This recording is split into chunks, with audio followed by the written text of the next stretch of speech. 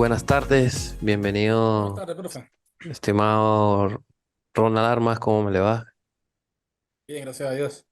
Bueno, me alegra. Hoy vamos a hablar un poco de lo que es este, la organización del poder público, ¿sí? Vamos a hablar un poco de lo que es la organización del poder público. Eh, bueno, ya por ahí ustedes han verificado alguna actividad. Pero bueno, si vamos a ver un poco lo que es el poder público y si vamos a profundizar un poco de lo que es el mismo y si se quiere tratar de establecer un concepto, este nos lleva a considerar que no solo es cuestión política y jurídica, sino que pues si bien es cierto, son factores determinantes para llegar a un concepto, pues tenemos que también ir a determinar un carácter sociológico. Y hoy en día, pues debemos estar conscientes que el funcionamiento de los grupos sociales que confluyen en un espacio determinado, este va a requerir de un orden y de un establecimiento de reglas que permitan la convivencia humana, en la cual pues se traduce el ejercicio de ese poder. En toda la sociedad siempre van a existir unos grupos que de cualquier manera crean un centro de poder y que pues de allí irradia su acción en diversas direcciones, desde el punto de vista religioso, cultural, económico e incluso lo que es inherente a lo que es la moda. Y como dice un doctrinario que es Bordeaux, la sociedad es una verdadera constelación de poderes. Y él lo dice así porque existe esa multiplicidad de poderes que se concentran en una unidad y que pues tienen lo que es esa organización de sus propios órganos, permitiendo el armónico desenvolvimiento de los distintos estratos, como lo llaman algunos en la sociedad, y lo que conduce a lo que es esa formación del poder público, ¿sí? A lo que es este, a la formación de esa sociedad y a esa integración que debe tener ese poder público. Esto dentro del punto de vista doctrinario. Por supuesto que el poder pues nace de una necesidad, una necesidad apremiante de asegurar la convivencia humana, por cuanto si no hay una autoridad, no hay un orden, pues siempre la anarquía reinaría y pues no habría una sana convivencia y pues la convivencia sería imposible. Entonces, no se pudiera llegar a esa categoría de Estado.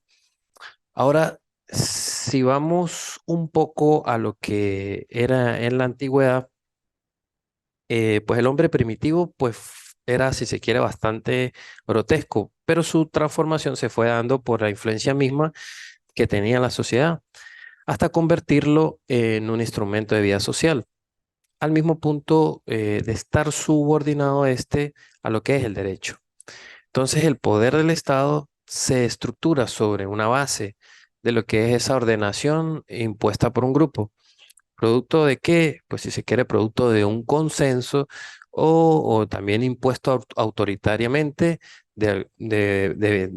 veniendo de una autoridad dictatorial, pero en sí, pero su estructura en sí es un conjunto de reglas de ordenación y que son regidas por una autoridad que puede ser de derecho o puede ser de carácter fáctico, de carácter de hecho. En este caso, algunos doctrinarios establecen que los poderes del Estado, pues comprende por una parte un poder originario o constituyente que reside en el pueblo o en la nación y un poder derivado o poder de autoridad del cual se encuentran investidos un conjunto de órganos o individuos para el cumplimiento de la actividad funcional del Estado. Entonces, ese poder del órgano o el poder de esa autoridad es un poder de dominación derivado, ¿sí? Cuya esfera de actividad y competencia, pues, resulta determinado por el ordenamiento jurídico de la organización o determinado Estado. Entonces, ahí debemos resaltar que ese poder del Estado emana de una autoridad. esa autoridad pues es suficientemente enérgica, por llamarlo de alguna forma, que permite conducir esa acción del gobierno imponiendo la voluntad del Estado a esos integrantes de la sociedad y al mismo tiempo sometiéndose al conjunto de órganos que están plasmados y establecidos o creados en la Constitución. Por eso se habla de la indivisibilidad del poder del Estado, ya que esa es una nota característica por excelencia de ese poder del Estado. Y como dice algún jurista que es Jelinek, él nos dice que un poder dividido supone el desmenuzamiento del Estado si se quiere, en una variedad de formaciones políticas. Entonces, si vamos a resumir, ese poder público es esa potestad inherente al Estado y que lo autoriza como tal para regir según reglas obligatorias de todo lo que es la convivencia en los que residen en un Estado. Y entonces, pues allí evidentemente van a haber unas facultades en en esa convivencia que se va a dar y va a estar sujeto a facultades políticas y administrativas. Ahora, si llevamos esto a la constitución actual de la República Bolivariana de Venezuela, eh, esta constitución aparece en dos disposiciones básicas en la constitución para expresar lo que es la significación de lo que es ese poder público.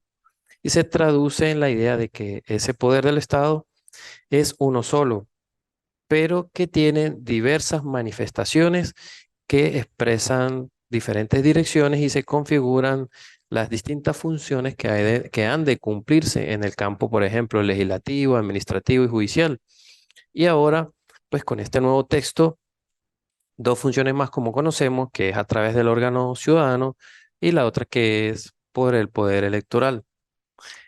Entonces, esos principios del poder público lo conseguimos en el artículo 137, el cual nos dice que la Constitución y la ley definirán las atribuciones de los órganos que ejercen el poder público, a los cuales pues deben sujetarse las actividades que realizan. Así también como el que conseguimos en el artículo 136, en donde nos dice que cada una de las ramas del poder público tienen sus funciones propias.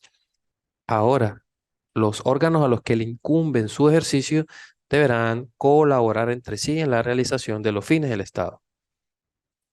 Estos artículos constitucionales nos revelan una técnica que empleó en la elaboración de esas normas el constituyentista, en donde se acogió a esas doctrinas modernas sobre la materia del poder del Estado, formulándola o como se ha formulado en los últimos tiempos, es decir, al considerarla al poder del Estado con esa característica de unicidad.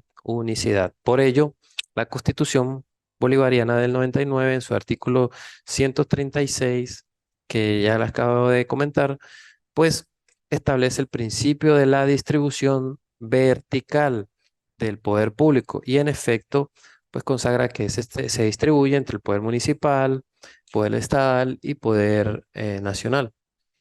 En esa distribución de poderes que consagra nuestra Constitución en tres niveles diferentes, es característica de la forma del Estado federal, como ya lo hemos comentado, en donde esos Estados miembros y en base a esa cierta autonomía, pues tienen la facultad de darse su propio régimen y establecer su propia organización. De igual forma, la organización comunal da origen al gobierno local o municipal, pero en esos casos debe de armonizarse con el poder federal. En todos estos casos en los que lo que ocurre es que se estructura el ejercicio del poder para facilitar la tarea misma del Estado a través de marcos de competencias determinadas. Y esas las determinan en esos tres distintos niveles. Ahora, y como vimos en este artículo 136, pues señala que el poder público nacional a su vez se divide en legislativo, ejecutivo, judicial, ciudadano y electoral. Esto es lo que llamamos el nivel horizontal.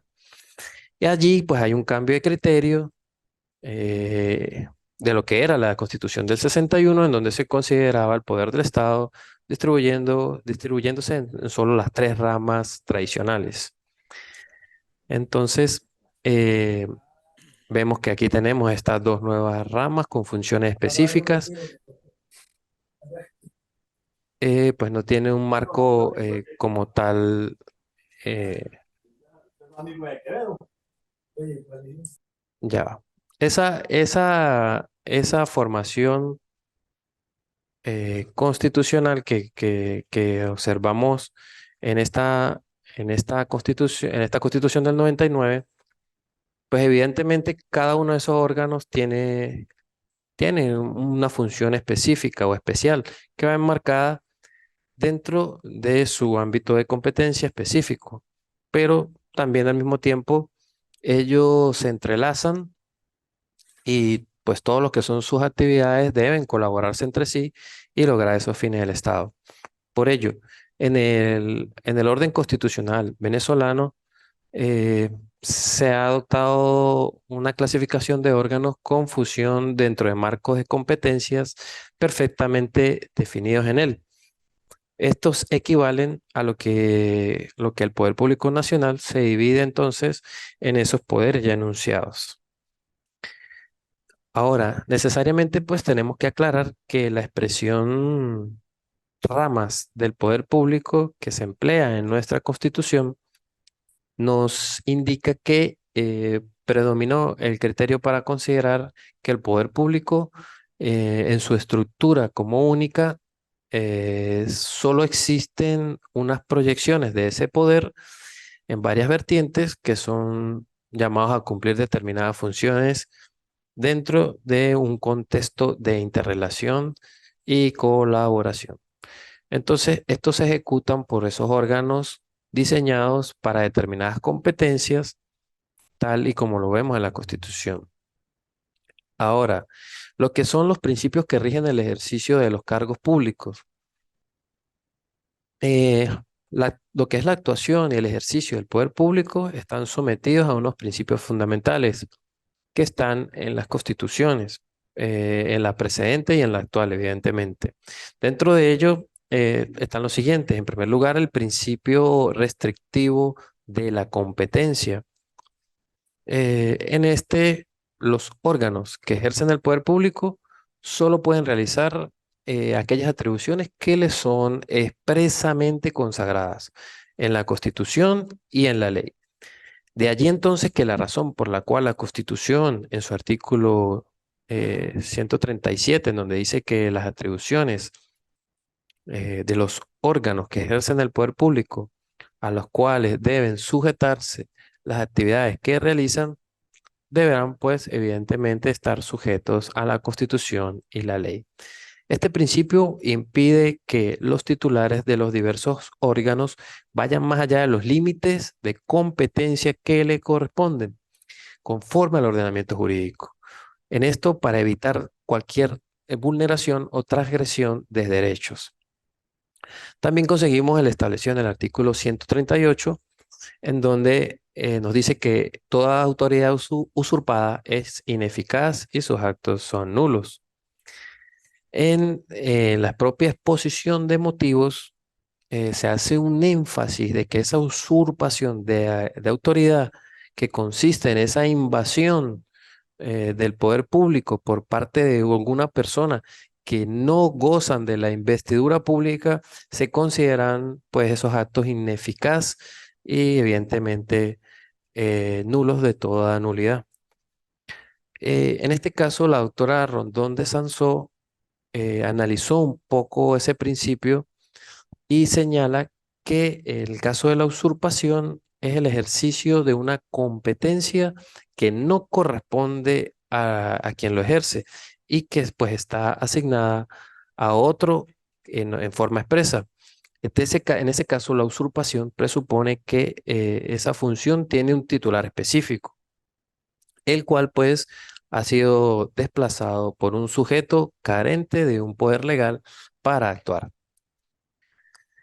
Entonces, para que exista su usurpación, no solo es que se está extralimitando de un poder o con una injerencia en una esfera de competencia s- eh, y, y que no esté acordada a un órgano expresamente, sino que es necesario que para que ella se produzca, que la actuación ajena a la propia esfera de ese, pues corresponda a otro organismo. Entonces, la consecuencia de esa usurpación es la nulidad, como se sabe, de los actos administrativos en esos casos y la ineficacia de los mismos. Es decir, pues esto no surte ningún algún efecto alguno, y así se pueda de repente atacar, pero en principio queda, queda, queda allí y por supuesto no escapan de una responsabilidad administrativa, sino que pudiera llegar a cualquiera de las otras responsabilidades civiles o penales. Entonces, eh, allí van a derivar indudablemente cualquiera de las otras sanciones que pues, se puedan dar. Ahora, eh,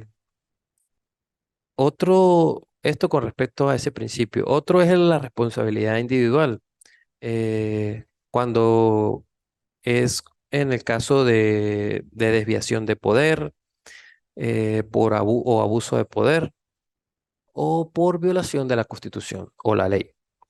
Y así encontramos el artículo 139 constitucional, en donde se establece que en el ejercicio del poder público, pues evidentemente acarrea una responsabilidad de todos los funcionarios y o cualquier persona que esté investida de autoridad en cualquiera de los niveles de poder, bien sea cualquiera de los niveles del poder. Ahora, esto ocurre cuando se usa abusivamente el poder, traspasando los límites o las facultades a las que se le está autorizado por el ordenamiento jurídico. En doctrina, el abuso se comete cuando se actúa aparentemente dentro de una esfera lícita o ética, pero en realidad este se da es cuando los actos se ejecutan fuera de los límites impuestos por la justicia, por la equidad, por los ámbitos legales. Entonces está allí fuera de eso, está fuera de la razón. Entonces esos términos de abuso o desviación de poder son términos que parecieran ser como sinónimos. Sin embargo, el abuso de poder abarca un campo más amplio, mientras que el otro es un poco más restringido. Y esto significa que, que aquel pues genera una situación de mayor gravedad en detrimento del que es menos dañino, ¿sí? Entonces hay una pequeña diferencia entre esos dos. Pudiéramos decir que esos términos se diferencian en cuanto también a la cuantificación, a lo que es el daño, a lo que generan el daño.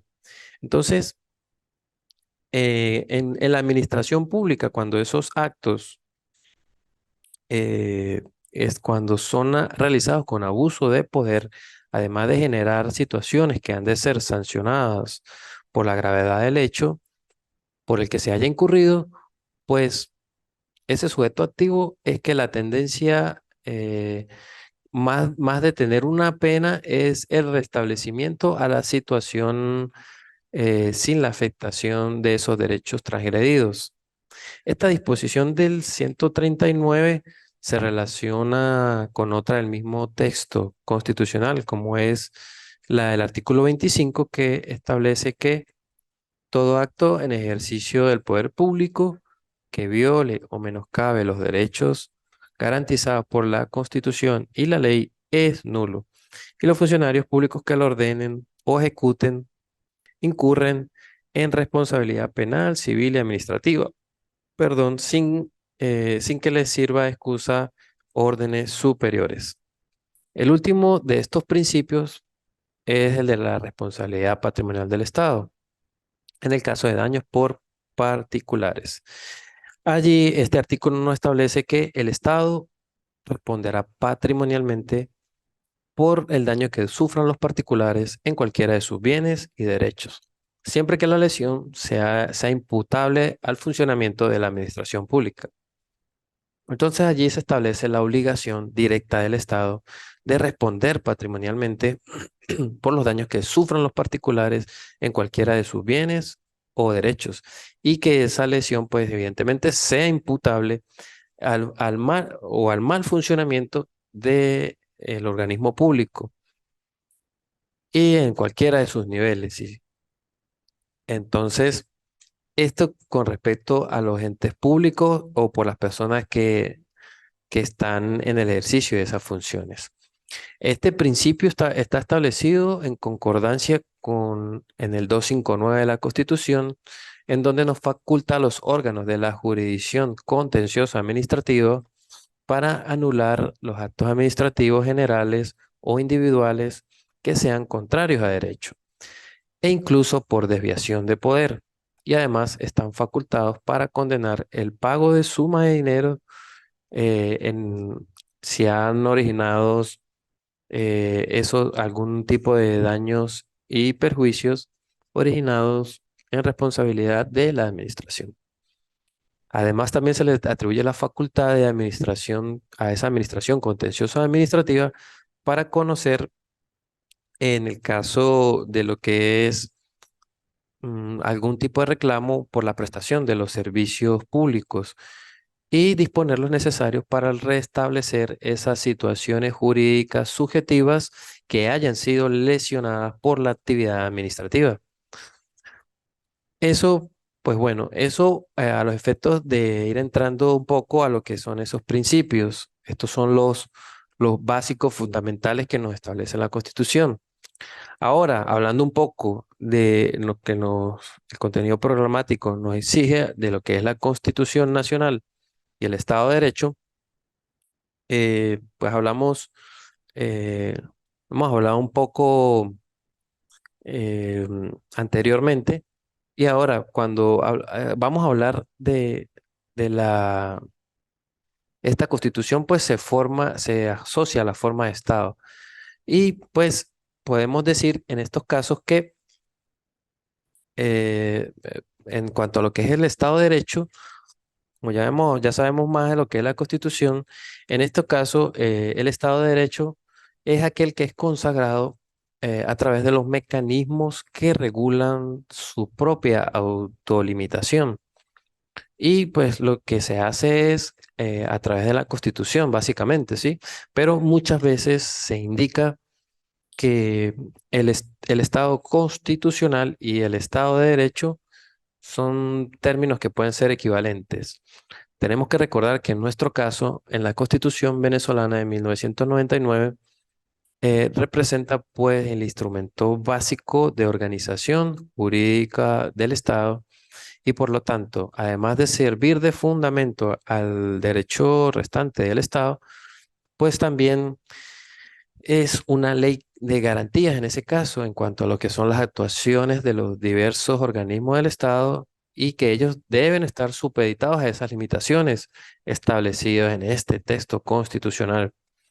Por tanto, si la actuación del Estado conllevara a un acatamiento sostenido de limitaciones que por él mismo están impuestas, ¿sí? Porque hay limitaciones impuestas allí y entonces en estos casos estaríamos en ese caso en presencia de un Estado de Derecho porque se está como tal cumpliendo. Y, y allí en ese caso lo llamaríamos también con propiedad lo que es un Estado constitucional. Ahora, en cuanto a lo que son los principios constitucionales que están referidos a las Fuerzas Armadas Nacionales, vamos a encontrar en el artículo 328. Esta Constitución del 99 tiene un capítulo especial que es dedicado a esta institución castrense y pues tiene por misión garantizar la independencia y soberanía de la nación y asegurar la integridad del espacio geográfico. ¿Mediante qué? Pues mediante esa defensa militar, mediante esa cooperación y lo que es el mantenimiento del orden interno y la participación activa en todo el desarrollo nacional. Esta constitución vigente, pues, si se quiere, podemos decir que se alejó significativamente a una orientación que le asignaba la Constitución derogada del 61. El cambio significativo es en cuanto al desenvolvimiento institucional, en cuanto al personal a cuanto al personal integrante, en cuanto, pues allí no hay unos cambios en el sentido em, que pudiera algunos parámetros normativos en los cuales hoy en día se mueve toda esa institución.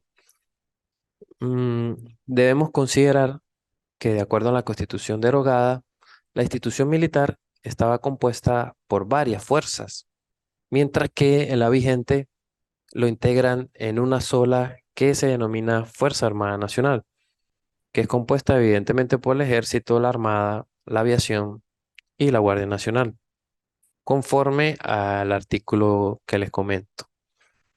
Pues en estos casos, pues ellos funcionarán de una forma integral dentro del marco de las competencias para cumplir su misión, con un régimen de seguridad social integral que es propio y pues regula su respectiva ley.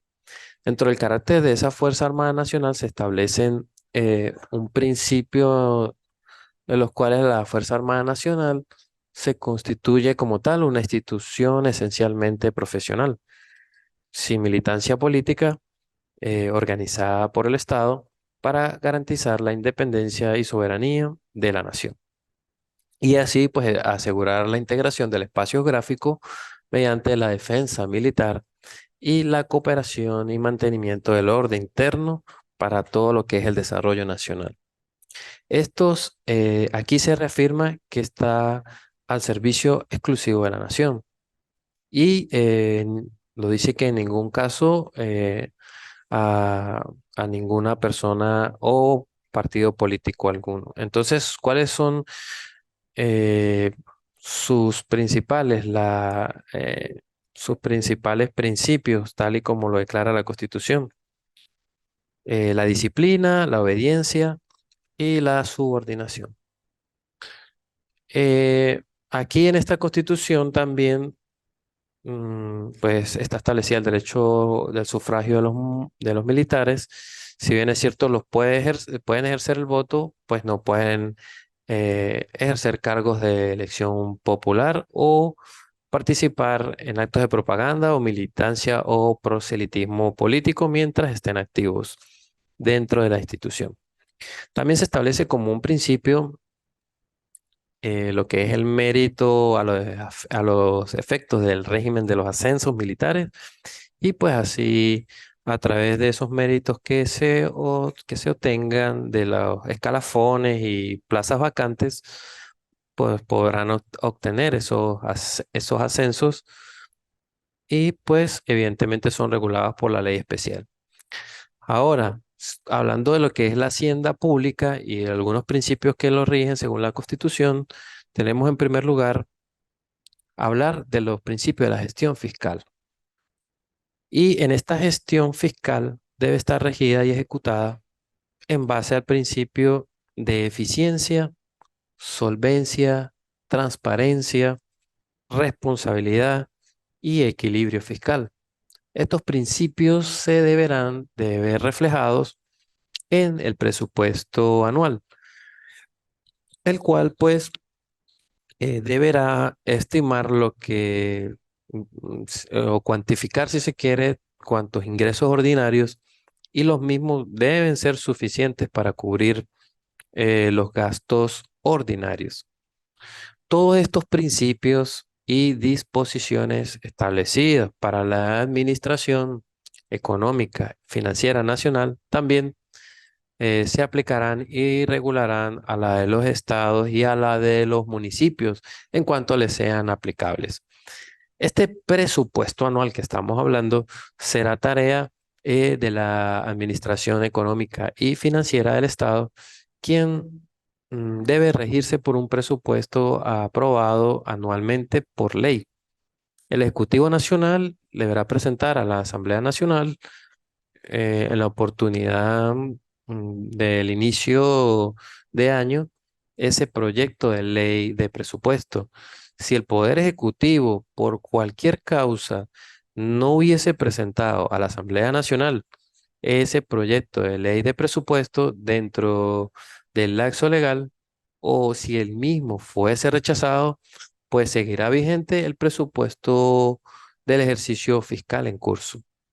También, adicionalmente a ello, a este presupuesto anual, conseguimos una ley que fijará límites en cuanto al llamado endeudamiento público. En estos casos, pues se establecerá con un nivel de prudencia a lo que es el crecimiento de la economía y a lo que es la inversión productiva y a la capacidad de generar ingresos para cubrir ese servicio de deuda pública. Esa ley de endeudamiento público es anual, es presentada a la Asamblea Nacional conjuntamente con la ley de presupuesto. Ahora, ¿por qué hablamos de esos principios de la gestión fiscal? Pues bien, como parte de la hacienda pública, pues la misma tiene un fin, que como tal ella busca con la aplicación de algunos medios de lo que es la riqueza privada para buscar todas esas contribuciones que pudieran ser obligatorias, pues pudieran establecer unas leyes a los fines de proveer algunos ingresos para la hacienda y así satisfacer pues necesidades comunes. Y como consecuencia de ello, pues debe existir un sistema tributario.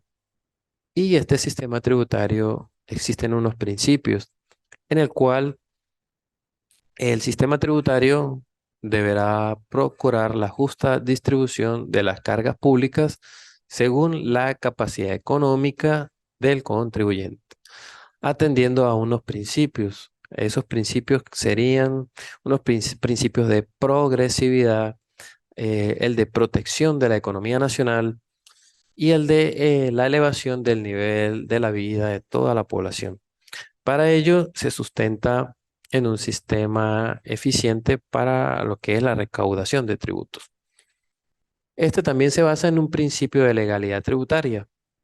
Por tanto, no podrán cobrarse impuestos, tasas ni contribuciones que no estén establecidos en la ley.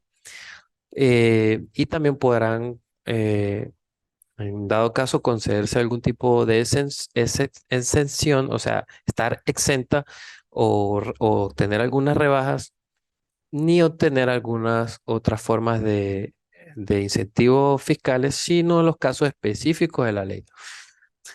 Hay que tener claro que en la Constitución nos dice que ningún tributo tiene carácter confiscatorio. Y también allí vemos un principio de prohibición de especies, es decir, no pueden establecerse obligaciones tributarias que sean pagaderas en servicios personales según la Constitución. En estos casos, la Constitución pues, nos deja claro que en los casos de evasión fiscal podrán ser castigados penalmente quien incurra en ello. En el caso de que sean funcionarios públicos, se establece el doble de la pena para esos casos.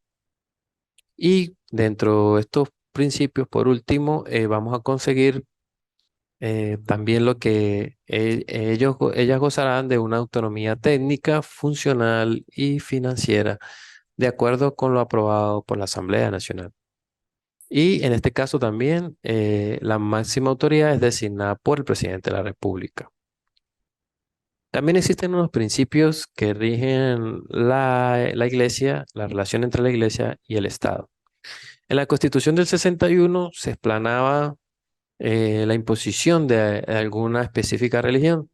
Ahora, en el artículo 59 de la Constitución vigente, pues el Estado garantiza la libertad de religión y de culto en general. Y pues allí establece que pues toda persona tiene derecho a profesar su fe religiosa y de cultos, así como a manifestar sus creencias en privado o en público, mediante lo que es la enseñanza u otras prácticas, siempre que no se opongan ni a la moral, ni a las buenas costumbres, ni al orden público. En este caso, el Estado garantiza esa independencia y autonomía de esa parte religiosa sin más. eh, limitaciones que las que establezca la Constitución y la ley. Entonces, en estos casos dice que el padre y la madre tienen el derecho de que sus hijos reciban la educación religiosa que estén de acuerdo con ellos acatar y queda libre albedrío de la escogencia de la religión o culto. Entonces, en estos casos, tradicionalmente nadie podrá invocar ese tipo de creencias para tratar de eludir el cumplimiento de la ley o privar el ejercicio de sus derechos para otros. Em, bueno, esto con respecto a lo que son estos principios. Y